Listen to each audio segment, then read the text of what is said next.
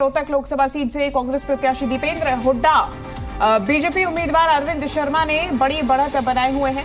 वहीं कांग्रेस कार्यकर्ता दीपेंद्र की जीत को लेकर आश्वस्त हैं। उनके घर और पार्टी ऑफिस में जमकर जश्न मनाया जा रहा है। कार्यकर्ता यहां पे ढोल नगाड़े लेकर पहुंचे हुए हैं। तो हरियाणा की बात करें तो हरियाणा की सबसे हाई प्रोफाइल सीट रोहतक थी, क्योंकि रोहतक से दीपेंद्र हुड्डा चुनाव लड़ रहे थे और इस सीट से लीडर ऑफ अपोजिशन और पूर्व सीएम भूपेंद्र हुड्डा की साख भी लगी हुई थी, जुड़ी हुई थी, क्योंकि 2019 का जो परिणाम था वो इस सीट में उनके पक्ष में नहीं था। दीपेंद्र यहाँ से चुनाव हारे थे, लेकिन इस वक्त जिस तरीके से रुझान है और जो अंतर नज़र आ रहा है, रोहतक में कांग्रेस के खेमे में जश्न शुरू हो चुका है। दीपेंद्र हुड्डा ने एक बड़ी बढ़त बना ली है।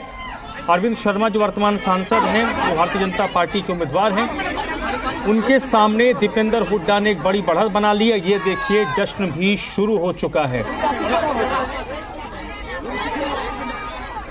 भाग सिंह दमदमा का रुख कर लेते हैं। जननायक जनता पार्टी के प्रवक्ता हैं, क्योंकि हरियाणा की हम बात कर रहे हैं। भाग सिंह जी, जननायक जनता पार्टी के लिए आने वाले दिन क्या आपको लगता है कि बड़े मुश्किलों भरे होंगे? जब आपकी पार्टी बनी थी 2019 लोकसभा चुनाव से पहले, जब एक पार्टी से आप टूटकर एक नई पार्टी का आप लोगों ने गठन किया, उसके बाद ये स्थिति बनी, तो और इस लोकसभा चुनाव में भी हम देख रहे हैं कि आपकी पार्टी का परफॉर्मेंस आपके अपेक्षाओं के अनुरूप नहीं रहा। तो विधानसभा चुनाव के लिए आपको लगता है कि आप लोगों को बड़ी तैयारी करनी पड़ेगी, क्योंकि यहाँ पर अगर कांग्रेस अच्छा परफॉर्म कर रही है तो वो कोशिश करेगी कि इन्हीं परिणामों को विधानसभा चुनाव में वो रिफ्लेक्ट करे।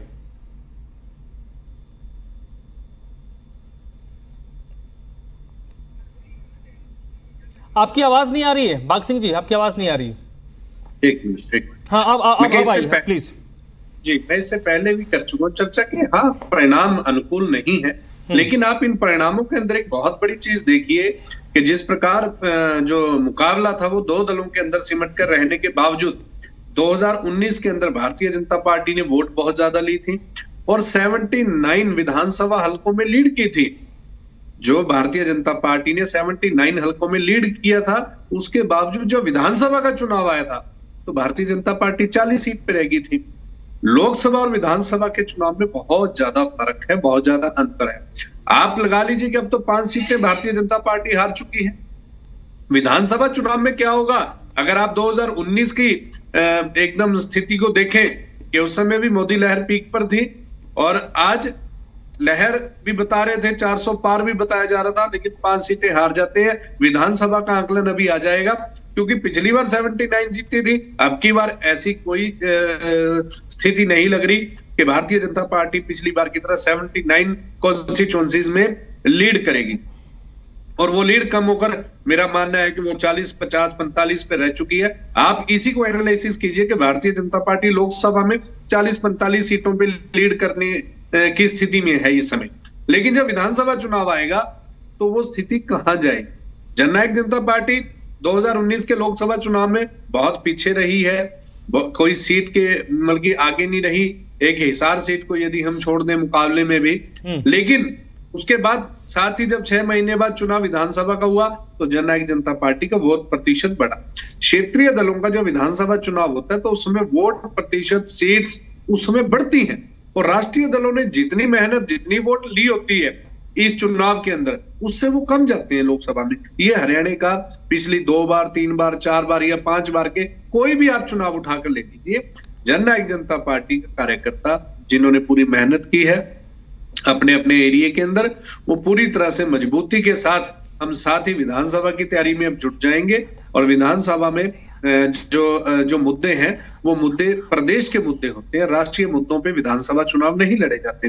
जो दिक्कतें हैं, जो रोजगार की दिक्कत है, डेवलपमेंट में कहीं कोई कमी है, शिक्षा की, स्वास्थ्य की, ये प्रदेश स्तर के मुद्दे उस समय आ जाते हैं और हम इन चीजों को लेकर जनता के बीच में जाएंगे। और विधानसभा के अंदर जननायक जनता पार्टी एक्स्ट्रा ऑर्डिनरी प्रदर्शन करेगी। बहुत अच्छे रिजल्ट हमारे विधानसभा के अंदर आने वाले हैं। ये लोकसभा का चुनाव 2 ध्रुवों में बंटकर रह गया, कांग्रेस और भारतीय जनता पार्टी। उत्तर भारत और यही बात जब पहले कही जाती थी तो जेजेपी मानने को स्वीकार नहीं होती थी कि जो मुख्य मुकाबला रहेगा वो इंडिया गठबंधन और बीजेपी के बीच में रहेगा। राकेश जी, अब सवाल ये खड़ा हो रहा है कि दीपेंद्र हुड्डा के घर पे जश्न शुरू हो चुका है। अशोक तंवर, जिसका लगातार विरोध किया जा रहा था, प्रचार प्रसार में उन्हें रैलियां निकालनी नहीं दी जा रही थी, अब आपने रिजल्ट भी देख लिया है। कुमारी सैलजा लगभग 2.5 लाख वोटों से आगे चल रही हैं, जीत भी जाएंगी सिरसा में, क्योंकि ये अब अंतर पाठ पाना आपके लिए बहुत ज्यादा मुश्किल है। तो कहीं ना कहीं अब लग नहीं रहा कि गलती तो नहीं हो गई प्रत्याशियों के चयन में? जो आप विरोध की बात कर रही हैं, वो विरोध तो इन्होंने धर्मवीर जी का भी खूब करवाया था।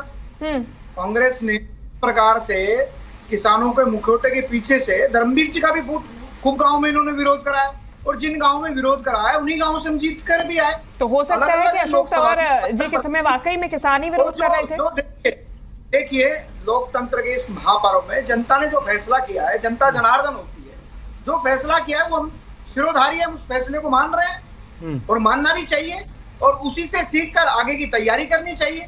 अब हम पीछे की चीजों पर ही लगे रहेंगे, हमें उस पर चिंतन भी करेंगे, मनन भी करेंगे, कहाँ क्या दिक्कतें रही हैं, कहाँ कमियां रही हैं, वो आपकी बात ठीक है, लेकिन सर जवाबदेही भी तो बनती है ना। जितने दावे भरे गए थे, बात तो यही हुई थी 4 जून को इसका जवाब लेंगे। नहीं, कोई भी व्यक्ति जब किसी चीज को स्वीकार करेगा तभी उसमें बदलाव कर सकता है। अगर आप किसी बात को स्वीकार नहीं करेंगे तो आप उसमें बदलाव भी नहीं कर सकते। हम स्वीकार करेंगे, हाँ भाई, कहाँ हमसे गलती रही है, कहाँ हमसे भूल रही है, कहाँ ये लोग नैरेटिव गढ़ने में कामयाब रहे, कैसे हम इनके नैरेटिव को नहीं तोड़ पाए। बहुत सी चीजें हैं जिन पर चिंतन मनन चुनाव के बाद, कल के बाद में बैठ के होंगी। पार्टी का शीर्ष नेतृत्व बैठेगा, हरियाणा का नेतृत्व बैठेगा, उस पर चिंतन मनन होगा, और उसके बाद नई ऊर्जा के साथ हरियाणा की सेवा करने के लिए तीसरी बार हरियाणा में भाजपा की सरकार बने और अपने मुद्दों को लेकर फिर से जाएंगे हम जनता के बीच में। चलिए, जनता जनार्दन, जनता जो फैसला करे वो हमारे सिर माथे पर है। ठीक है, मैं लौटूंगी आपके पास।